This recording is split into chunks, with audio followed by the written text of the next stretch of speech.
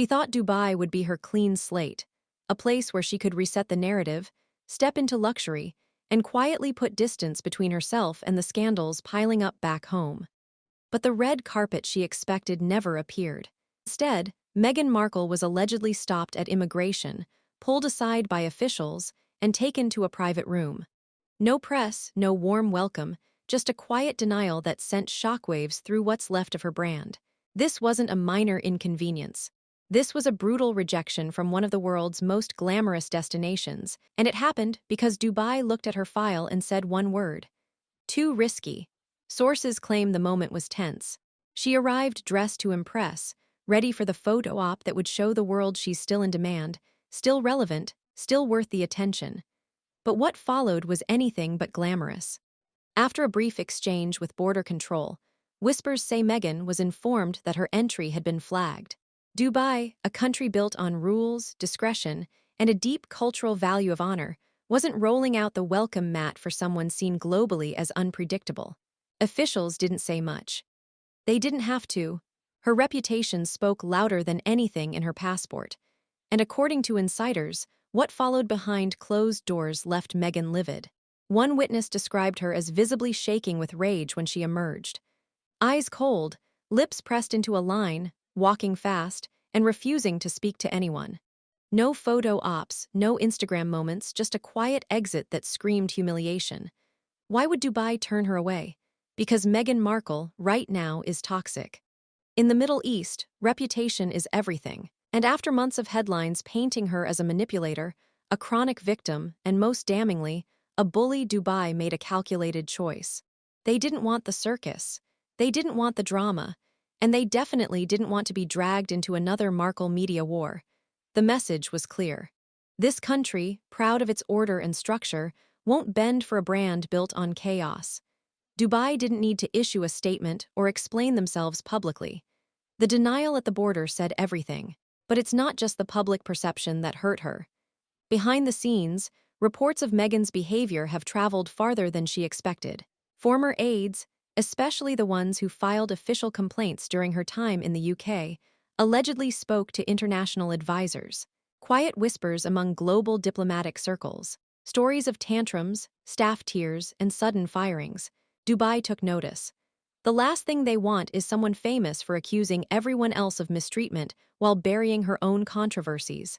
And let's be honest, when you're under federal scrutiny, facing an ongoing investigation, and fresh off a federal raid in Montecito, no country is eager to roll out state protection. Especially not one with a reputation to uphold. American staffers hired after she left royal life have echoed similar claims. One former employee even claimed she quit after just 6 weeks, citing emotional whiplash and manipulative hostility. In the West, that might be spun as creative differences or management style. In Dubai, that's a red flag. Dubai wasn't her only plan.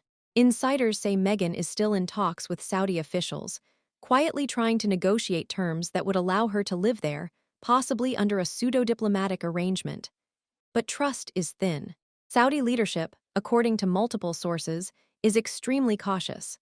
The risk of reputational damage is too high.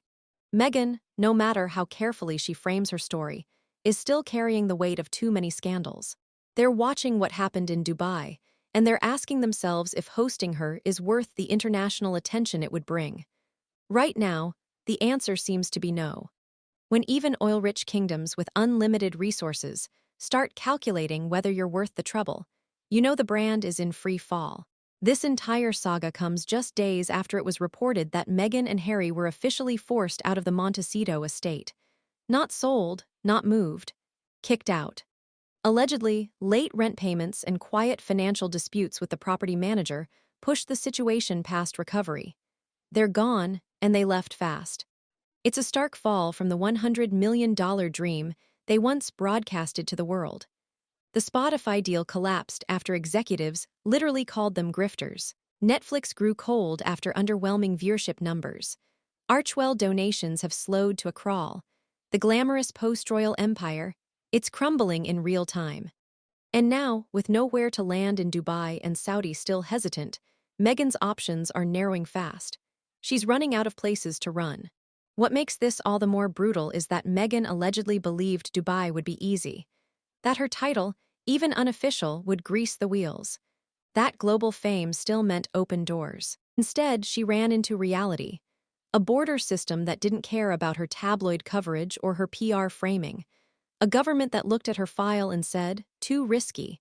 This wasn't about race. It wasn't about politics. It was about unpredictability and the fear that hosting her could invite an avalanche of negative attention. Dubai runs on discretion and stability. Meghan represents neither, and they made that crystal clear the moment they denied her entry. Diplomatic observers say Meghan's attempt to relocate amid ongoing legal scrutiny may have sealed her fate. Nobody wants to look like they're shielding someone under investigation, not even allies. And while Meghan's team has remained completely silent on the Dubai debacle, the timing couldn't be worse. Social media has already picked up the scent. Twitter threads are exploding with theories about what really happened in that private room. Reddit is filled with speculation.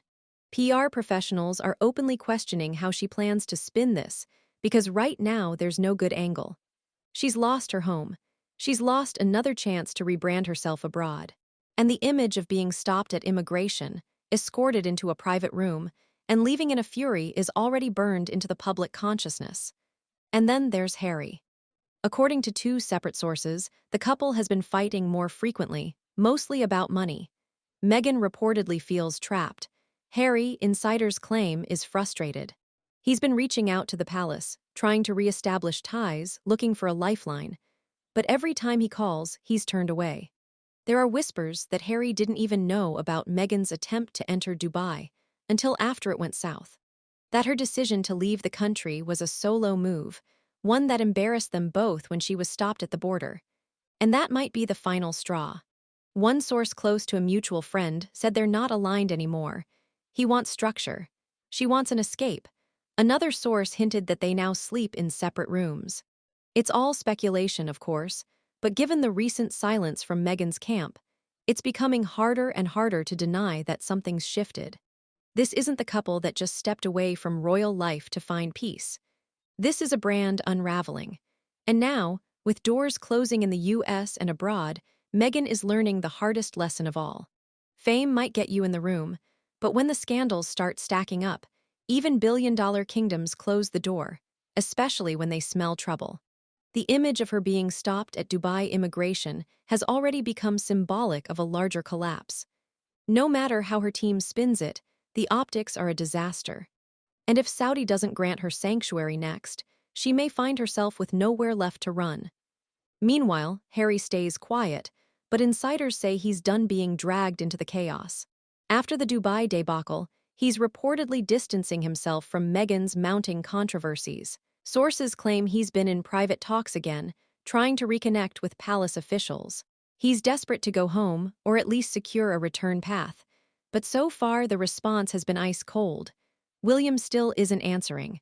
Charles, according to some, has shut the door completely. Harry's realizing that no matter how much he wants to step away from Meghan's mess, forgiveness from the monarchy isn't guaranteed. Not anymore. Every strategic move Meghan makes seems to backfire spectacularly. The American dream didn't pan out. The global influencer rebrand fell flat. And now the international escape plan has hit a wall, literally at border control. What's left? A woman with rapidly diminishing options, a crumbling marriage, and a reputation that precedes her in the worst possible way. The cracks in the fairy tale are showing, and the ending no longer looks like a happily ever after.